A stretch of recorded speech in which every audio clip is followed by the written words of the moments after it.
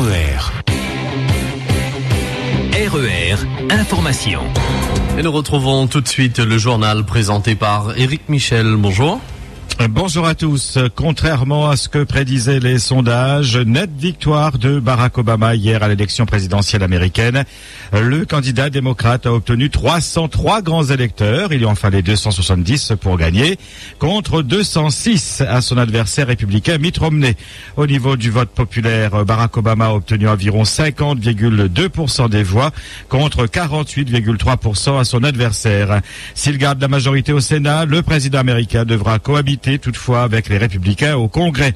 Dans les semaines et les mois à venir, j'ai l'intention de tendre la main et de travailler avec les dirigeants des deux partis pour être à la hauteur des problèmes que nous ne pouvons résoudre qu'ensemble, a aussitôt déclaré Barack Obama, évoquant la réduction des déficits, la réforme du code des impôts ou encore une réforme de l'immigration.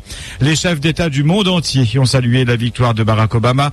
Le président français François Hollande a salué le choix clair des Américains pour une Amérique ouverte et solidaire, pleinement engagée sur la scène internationale et consciente des défis de notre planète. Votre question d'actualité aujourd'hui, êtes-vous satisfait de la réélection de Barack Obama à la tête des États-Unis?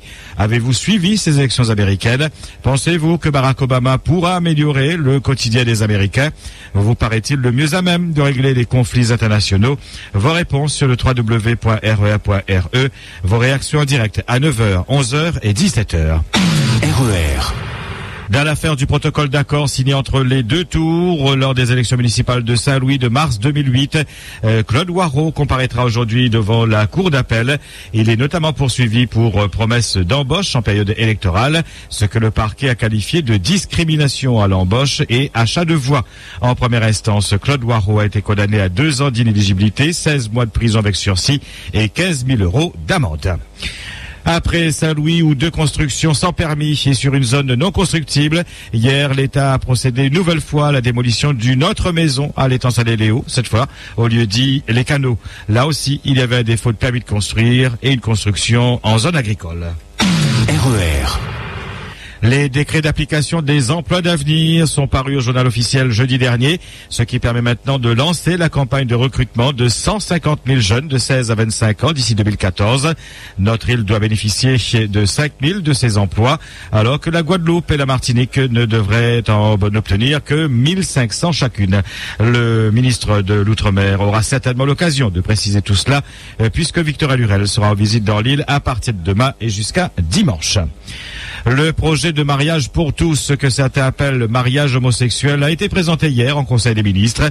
C'est une étape importante vers l'égalité des droits, a déclaré la ministre de la Famille, Dominique Bertinotti. Le débat est donc lancé pour un examen devant le Parlement au mois de janvier, aux alentours du 29. Le texte prévoit que 2 personnes de sexe différent ou de même sexe peuvent se marier. La possibilité aussi d'adopter un enfant. En revanche, l'ouverture de la procréation médicalement assistée aux couple de femmes a été reporté. Après les élections au RSI, le régime social des indépendants, aucun recours n'a été déposé.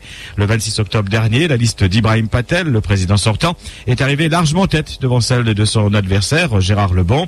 L'écart de voix est tel que nous avons renoncé à contester le résultat, a déclaré lucidement le représentant de la CGPME. Le premier conseil d'administration du RSI doit avoir lieu le 7 décembre prochain. Ibrahim Patel devrait donc être réélu. Une bonne nouvelle pour les exploitants agricoles, le solde de l'indemnité compensatoire de handicap naturel, soit les 25% restants, a été versé le 30 octobre dernier aux 3000 bénéficiaires pour un montant de 1 500 000 €. C'est ce qu'indique la préfecture dans un communiqué. RER. L'opération de solidarité avec la famille Puy continue aujourd'hui. Notre grande championne Marcel, plus connue sous le petit nom Timadame à la radio, a perdu sa nièce samedi dernier, décédée en métropole. Marcel a fait un appel à la générosité et comme d'habitude, la grande famille RER a immédiatement répondu pour venir en aide à la famille pour le rapatriement du corps à La Réunion. Les dons peuvent être faits jusqu'à ce soir et pour cela, contactez Prosper au 06 92 88 44 09, Zouzoune l'ambulancier au 06 92 92 52 56 83. Jim Kelly au 06 92 84 31 23. Joe l'ambulancier au 06 92 35 13 01. 3 Nounours au 06 92 66 66 98. José Mauvais au 06 92 35 44 55. Et Grand CAF au 06 93 10 65 90. Par avance, merci. RER. La Chambre de commerce et d'industrie de la Réunion organise demain une journée entreprise de la commande publique.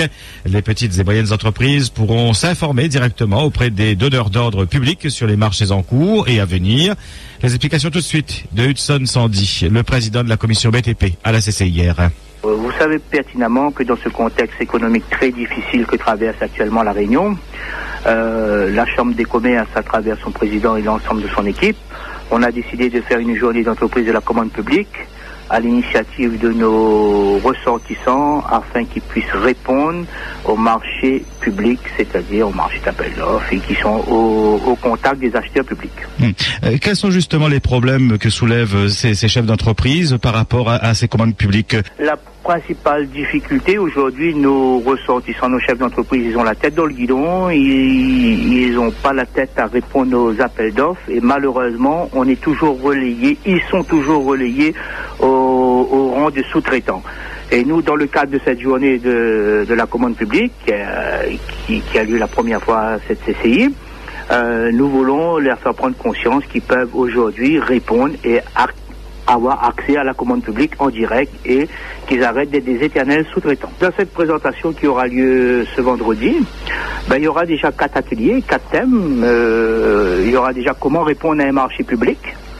Il y aura déjà positionner votre entreprise sur les marchés publics européens en France et les modalités de pratique.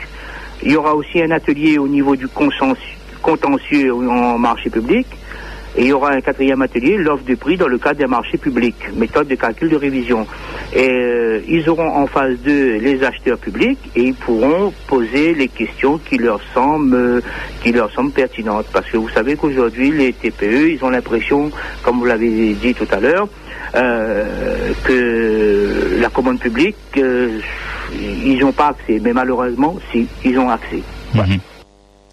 Hudson Andy, le président de la commission BTP à la CCIR. Une journée qui aura pour marraine Margie Sud, présidente du Haut Conseil de la commande publique, et qui se déroulera, je vous le rappelle, demain à la CCIR à Saint-Denis de 9h à 18h. Un bureau d'aide aux victimes a été créé au tribunal de grande instance de Saint-Pierre. Il sera assuré par Lara Juffa.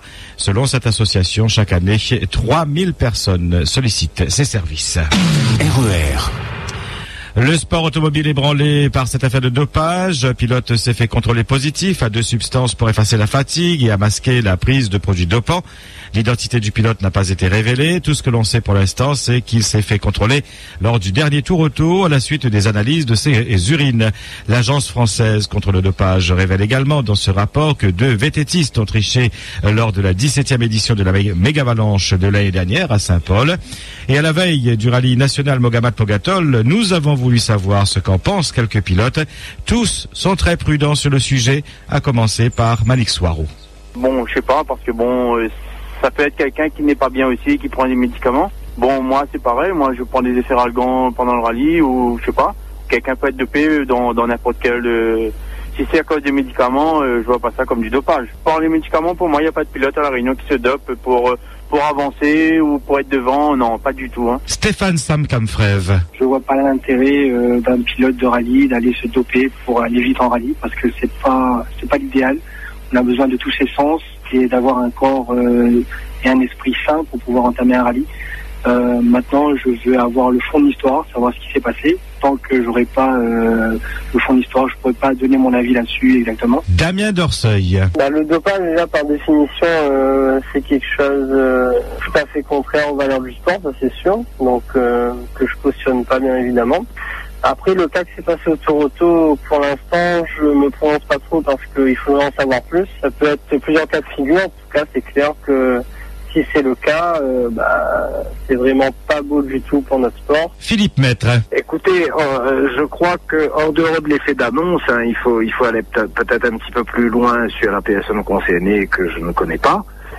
Maintenant, je crois aussi qu'il faut relativiser la chose, déjà s'informer au maximum de ce qui a pu se passer, et d'après les arguments que cette personne met en avant, il s'agit pas forcément, à mon avis, de dopage à proprement parler, mais peut-être plus de de négligence, de manque d'information.